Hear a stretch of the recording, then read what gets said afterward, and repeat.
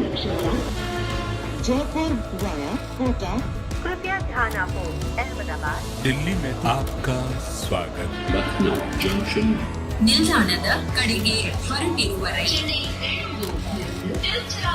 Hyderabad 50 express পরবর্তী station Netaji ভবন. कृपया ध्यान दियो.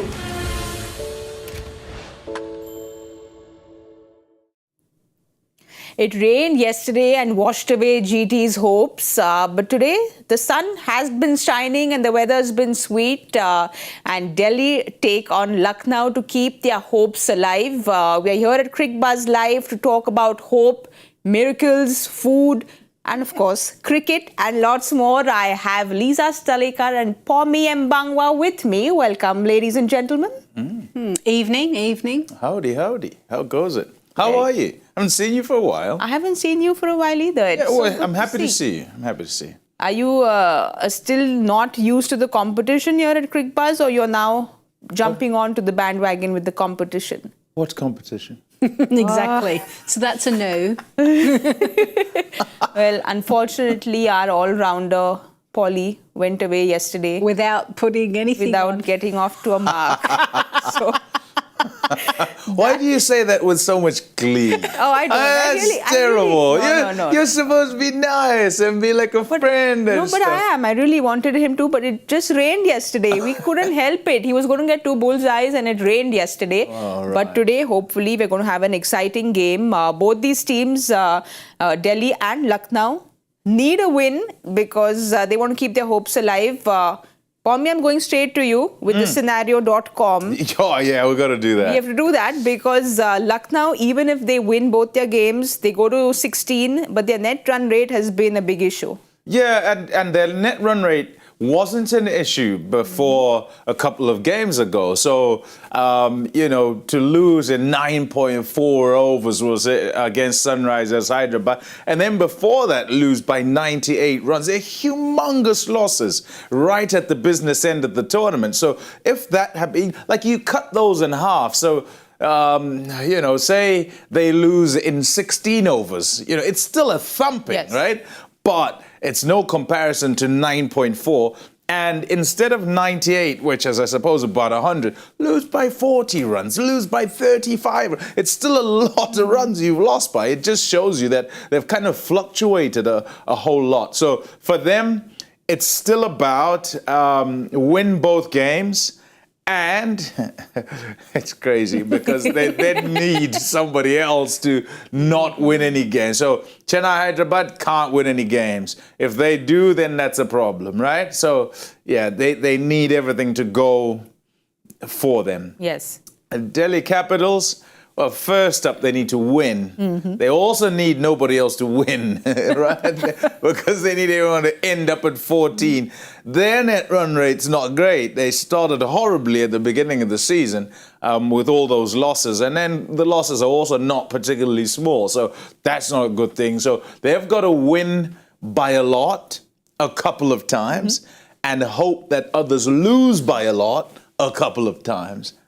Yeah. It's hoping for a lot, but if Delhi wins today, then Rajasthan secure their playoff spot. So Rajasthan's going to be rooting for Delhi, Yep. and Bengaluru is going to be rooting for Everyone else. So there's a lot of people rooting for each other, but predominantly Rajasthan are rooting for Delhi. This is where actually the viewership numbers should be Yes. rising, right? Fan base, teams, individuals locked in, hoping, praying that a certain victory comes their way, which gives their team a chance.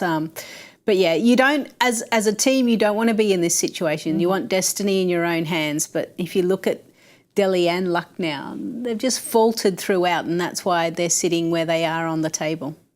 There'll be some who sit and go, so you're saying there's a chance? And all you want is a chance, Now, that's right? just the Bengaluru fans. Yeah. Well, everybody said that, I suppose. If nobody's out, well, of those that are not out, they say, so you're saying there's a chance. You never know. A high-scoring ground, score a lot of runs, blow the other side away, there's the first part done, sort of thing. So yeah, you never know. Yes. As I've come to know, you never know.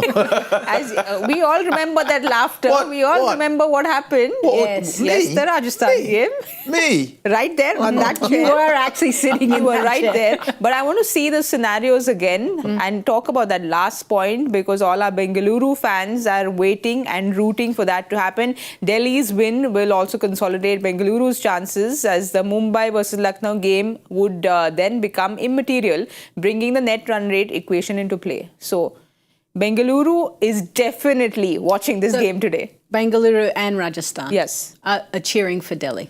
So lots of people cheering for Delhi today. Yeah, so I don't think Rajasthan need to cheer so much. I think it's more. It's a quiet cheer. No. It's a quiet. Yeah, exactly. It's a quiet cheer. It's like it's not a we're sitting in front of the telly watching it and hoping.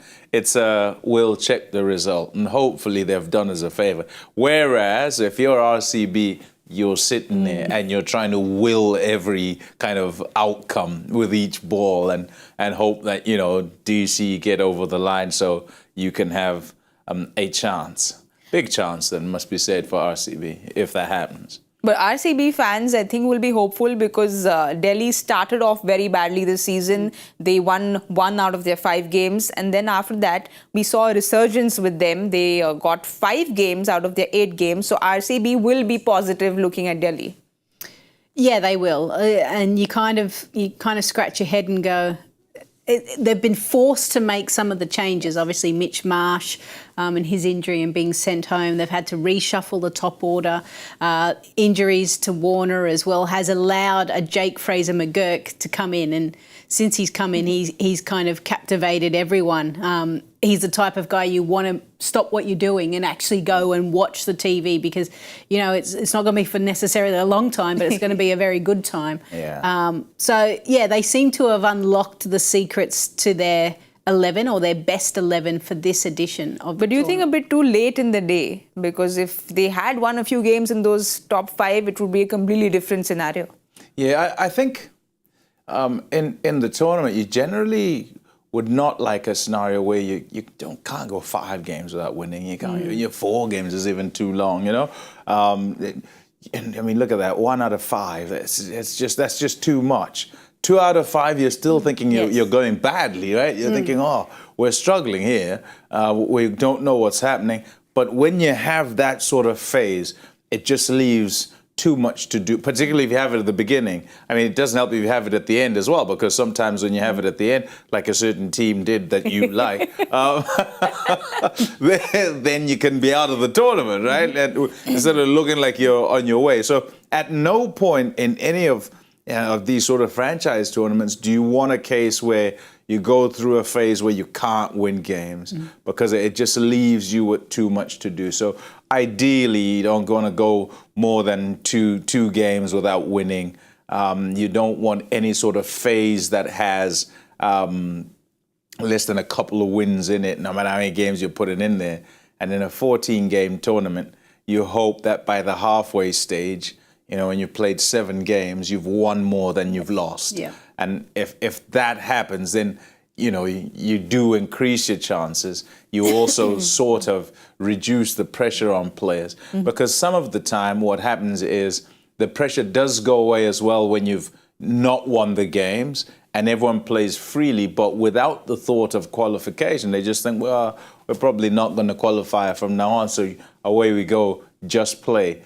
And then if they go on some crazy run, it suddenly comes back. And then the pressure is back to say, now we've done this, can we actually qualify?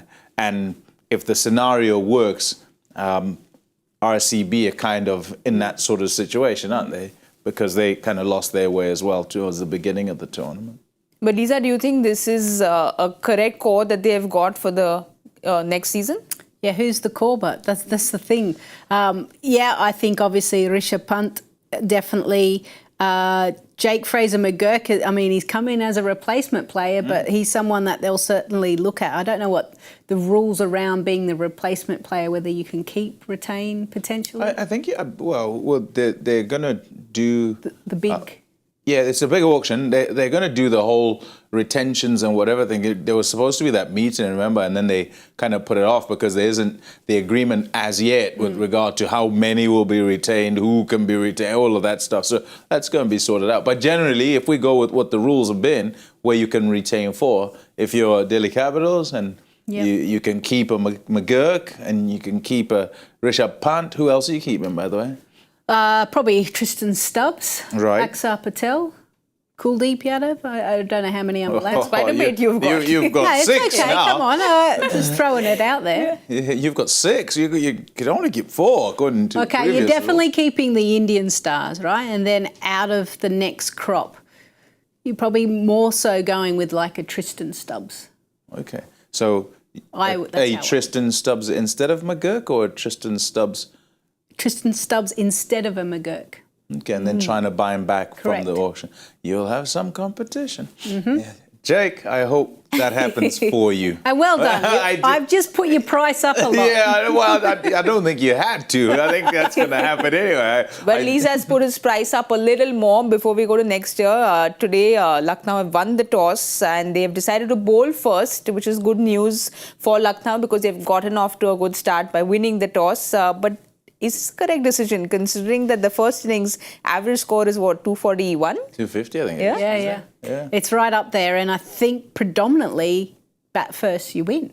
Yes. Well. Yeah. Well, And I think this has happened earlier in the season as well, where KL Rahul's gone with a different kind of a decision at the toss, and he's done this at home. So are you surprised with bowling first? I'm not really. And look, the surprise will be us saying, oh, it's a good pitch and it's difficult to chase and all the rest. But because it doesn't change the pitch, you know. So with all the qualification scenarios, you sort of want to have everything in your favor. You want to know what you need to chase down.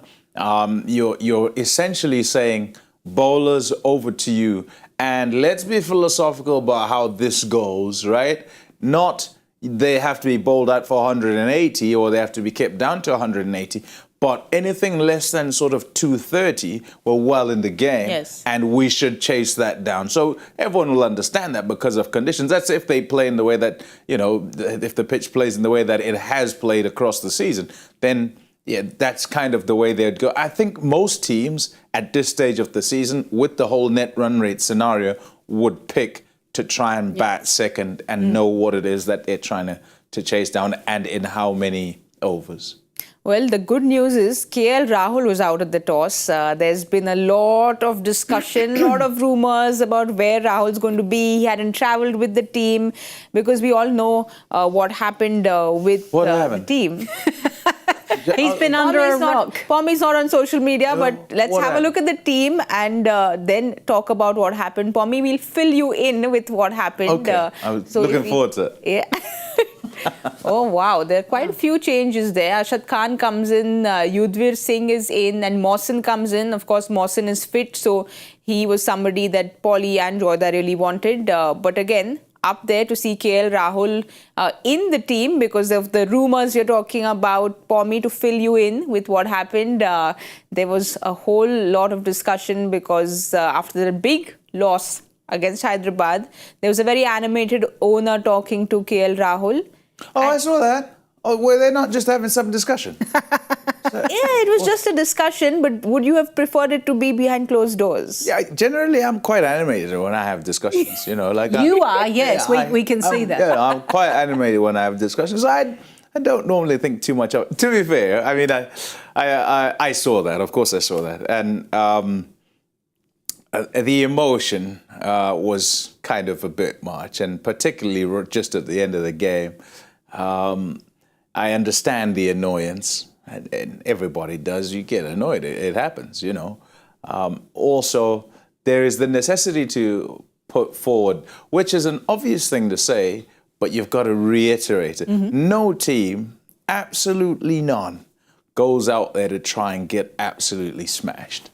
Do you know what I mean? Yes. Like every team starts each game thinking they're the ones that are going to win. And that's what Rahul said in the post-match. He said he's never seen any batting like this before. So clearly when you're stepping out as a player, you're dejected yourself. And as an owner, you have all the right to be upset, to be dejected, to be angry.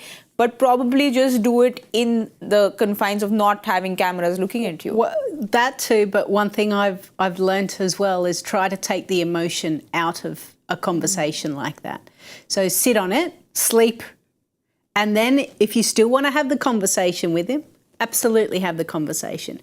But once everything has just happened, there is so much emotion, and yeah, not ideal with cameras around, unless there was a motive behind that as well, to make a point, to get us talking, to start thinking, is he going to stay at the franchise, or is he going to leave? Are they going to retain him?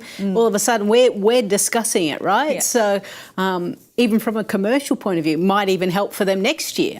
Who knows? Like, I don't understand sometimes how these franchises work, but they know that if they're in the media, Yes. good news or bad news, that can sometimes work to their advantage. The big thing for me, as I look at that, is it sort of has finality, and not necessarily between the parties. So they might have had some quite good conversation Yes. that would have aired everything and sorted things because of the passion, because of the emotion. But then everything that is being said by us, by those who are watching, who speculate on what the conversation says in actuality. We don't know, right? It kind of distracts, as you say. We then all talk about it. If it was the last game of the season and it was we could have qualified, but look at this, a terrible performance. I would still advocate for have the chat in the change room. Be upset, whatever you want, but do it in the change room. Or be a bit more measured, bit calmer, and you can blow up in the change room and, when nobody else can see it. Here, there are 2 games to play. And you're still in it. Yeah, you're still and in it. you genuinely are still Yeah. yes, it's a kind of tough chance because of net run rate, because of the way you've lost and the game before, but you're still in it. So if you do that, and it's according to our speculation, you're kind of crushing your main guy. How do you expect him to get up and then lead the team to qualification? It's as if you're saying, that's it, we're done right here, right now, So, yeah, and look, you can't legislate for emotion. Yes. There's no ways you can, otherwise it's not an emotional response, right? So, yeah, such is life, it happens, but we hope that you can sort of pick everything up and move forward from there, having learnt that maybe this is not exactly how we deal with the situations like this. We can devise some sort of method. Well, we saw KL Rahul smiling around and joking around before the match, so hopefully he bounces back stronger today. Let's have a look at Delhi's playing 11 and see what changes they've come up with. Ooh, Rishabh Pant is back. Good to see him back after that suspension, and Gulbadin is in as well. A big name missing there. There's no David Warner, Lisa. No, and a part of me is not surprised, to be honest. Obviously, he's missed a fair chunk of the season due to injury. Came back the last game, came back in as an impact sub, lasted 2 balls. I feel like they like the batting 11 that they have. They've been happy because it's been giving them victories, right? So they don't want to mess with that too much. And maybe they thought, well, how much is Warner actually really giving us? He hasn't played for a while. These guys are in form. Just keep it stock standard. Away we go. Well, the good news is we're seeing Rishabh Pant back in there, and this, in all probability, if of course that miracle thing of them qualifying, but in all probability, this would be his last game. What have you made of his campaign so far? Superb. I said when I sat here at the beginning, when I turned up in the studios, that I was so chuffed that he was back. I think we might sort of forget, we hold on to the cricket maybe a little bit too much, that we forget that these are people we're dealing with and they're kind of bigger situations in general life, and he was in one. That was a serious situation that he was in, and the reason for sort of missing the tournament last year, injury, bloke could have lost his life, and to be just playing cricket, I think is miraculous on its own. So, you imagine him and how he's gone about playing and being on the field in terms of how he views it, it'll be a totally different perspective to, a couple of years ago. So, yeah, I'm pretty chuffed with the way things have gone. I'm pretty chuffed that he is back. I also am very happy with how well he has played, because he's been so controlled. I think in times past, particularly in the shortest formats of the game, I think he probably has tried to do too much. He's probably tried to go at 1,000,000 miles an hour, and I'm not using that as a pun, by the way. He's probably tried to go at 1,000,000 miles an hour when just batting, he goes at a fair clip anyway. If you think of a Rishabh Pant in the white of India playing Test match cricket and putting attacks to the sword, that's him, control, right? And he can do the same sort of thing whether he's playing 50 over cricket or 20 over cricket, and not have to try and accelerate even more. So, yeah, he's gone well, and I think the control's been really good, and it's been good somewhat for Delhi, even though they haven't quite managed to end up where they need to be at this stage. But like you said, it's been good somewhat for Delhi. When Rishabh Pant's not in the team, it almost feels like Delhi's a paler version of themselves. Ponting spoke about it, I think, earlier, where he said he's been the heartbeat of the team, makes the team stronger. So clearly, Rishabh Pant is essential for where Delhi stands in their campaign. I just think his personality and what he brings. He's got this cheekiness to him. He seems like he gets along well with everyone. It doesn't matter who you are. And their kids. Yeah, and their kids. Yeah, he's happy to babysit. But literally, he has an ability to bring everyone together.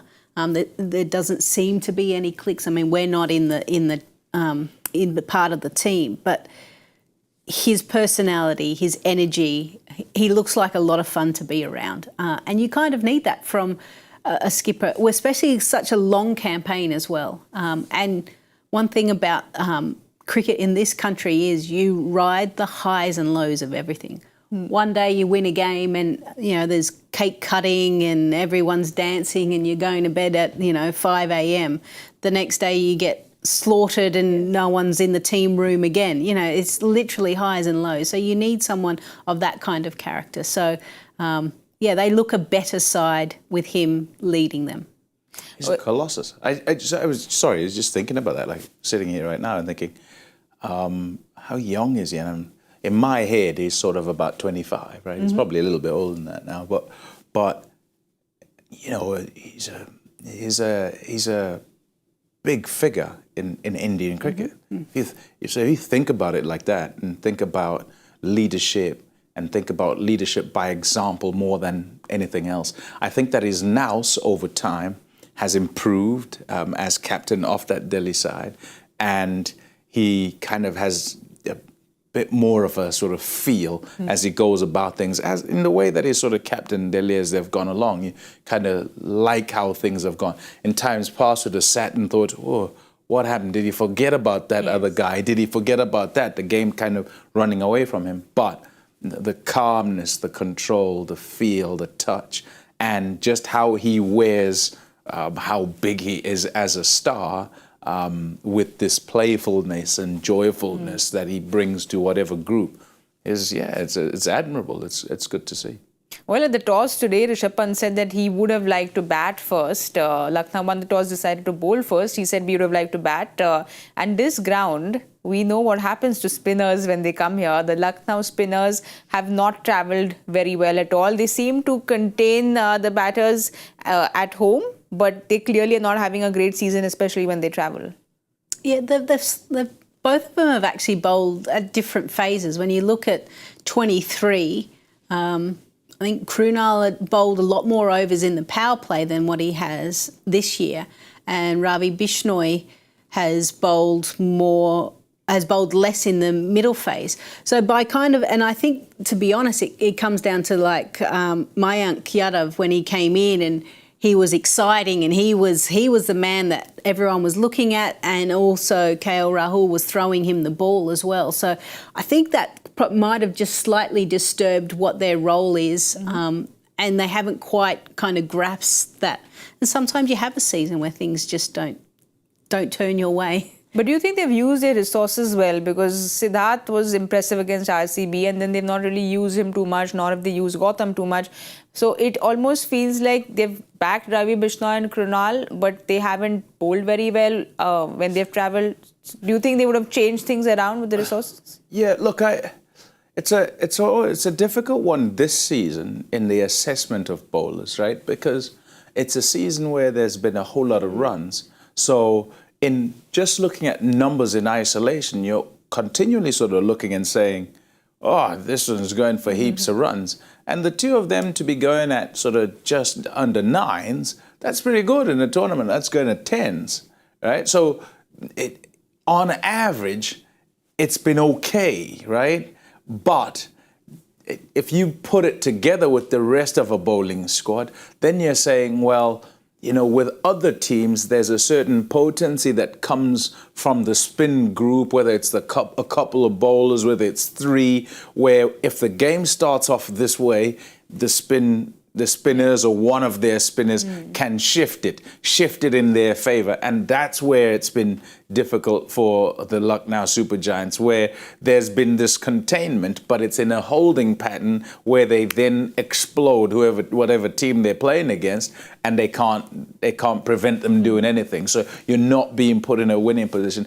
It's been a tough season. I think it's just for bowlers in general. There are those who've totally stood out, and then there's sort of the rest who have been kind of trying to tread water and where are we? Let's find our feet here. And towards the end, sort of finding your feet, but the game has shifted and moved along. So it'll be up to the bowlers next season to actually be a whole lot better than they've been this season.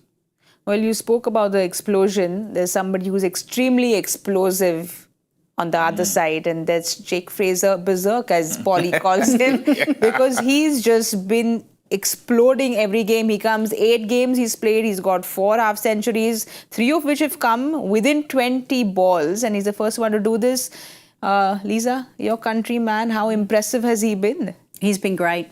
I mean, he has been able to sustain this type of hitting ability going from our Big Bash into the ILT20. Kind of tried to do it for Australia when he made his debut, and then to get this opportunity. So to be able to sustain that kind of hitting power. And then I looked down at his figures, and in all of his 8 innings, he's hit a 6.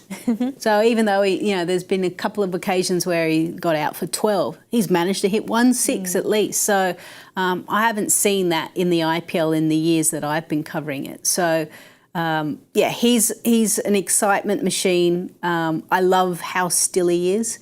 And this is what I love about our great game. Depending on the size, the shape, you will access different areas, or you will find a way of scoring runs. Not one way is the right way. It's whatever's right for you.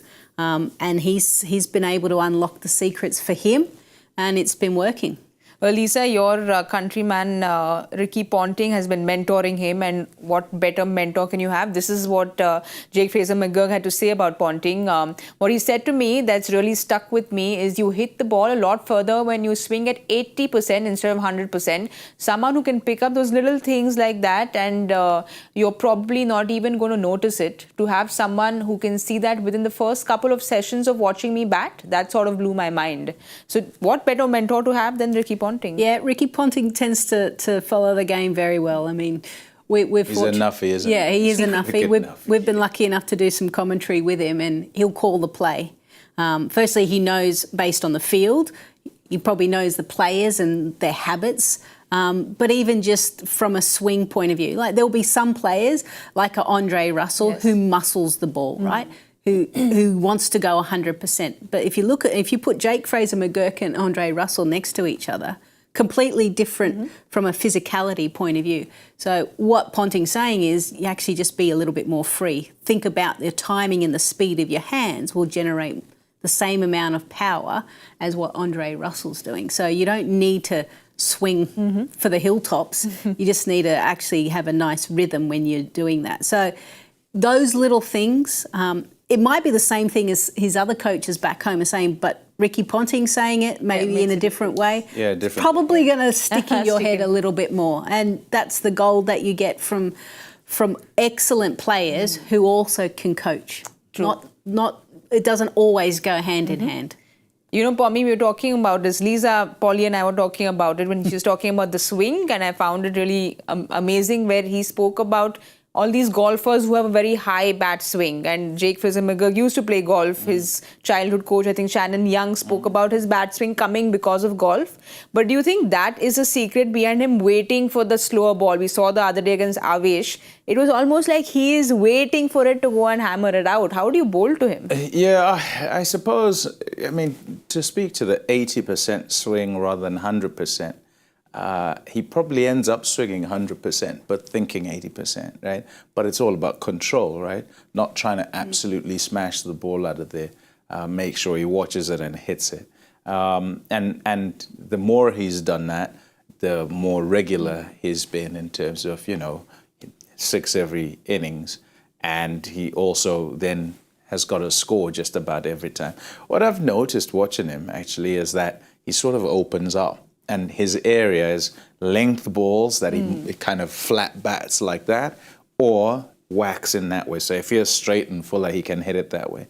And even though it seems a bit silly, I reckon if you're a bit fuller than length and wider early on with slip in play, or with a man out there and third on the edge of the circle, I reckon, both those positions, I reckon are catching positions to him. And he doesn't really go this way much when it's out there. All right? He's not so good with that. He hit one over extra cover, sort of a wide mid-off, actually. I think he hit a 6 that way. But, yeah, it'd be worth a try, to say, whilst it's new and swinging away from you, because you splay this way, let's see if you can get to it full and over here somewhere and have a go. But he's difficult to bowl to. I mean, these guys who are bowling at him are pretty good and have been pretty good. And he's managed to find a way to trump them, right? So, yeah, fantastic to see a young guy turn up and dominate as he's done. All right, he has turned up and he's out to bat. So we have to quickly do our joy factor question. Let's have a look at it quickly, because this is what he has to ask us. Which cricketer who has taken over 100 wickets in his 45 tests has a nickname that literally means beetle in a local language? I think we'll keep our guessing for a green room. Because I made a big error last time. I just shouted the name. Oh, you shouted the name. And you were right. But let's do our other important guessing game. You can shout out your score loud. Okay. And I have to give you all an update. After speaking very highly of Fraser-McGurk, he's gone out. He's gotten out. This is good for the guessing game. Without hitting a 6. Because you knew I should have shut up. You put the markers on him. Yeah. It's all my fault. Okay. Well, ladies first. I'm happy with ladies Lisa, first. go for it. You don't want to go first? Oh, no. Now I'm comfortable. 197. 197? Ooh, just because the Aussie boy's gotten out, she's gone low. Ladies first. 109. 109. Yeah. Oh, sorry, 209. Sorry. What? I was going to say, okay, that's a free pass for someone. I was like, is there something you know that we don't? Oh, okay. I'm going 242. Wow. Ooh. Wow. All right, we'll see where this is going. We've got a whole lot of range to play around with. So hopefully we get a winner today. We're going to go out and see what Delhi does and give you all the updates at the 10 over point. We'll see you all at the Cricbuzz Combox very soon. Jaipur via Kota. कृपया ध्यान आपको अहमदाबाद दिल्ली में आपका स्वागत Lucknow Junction. ನಿಲ್ದಾಣದ ಕಡೆಗೆ ಹೊರಟಿರುವವರೆಗೆ Hyderabad 50 Express পরবর্তী station Netaji ভবন। कृपया ध्यान दें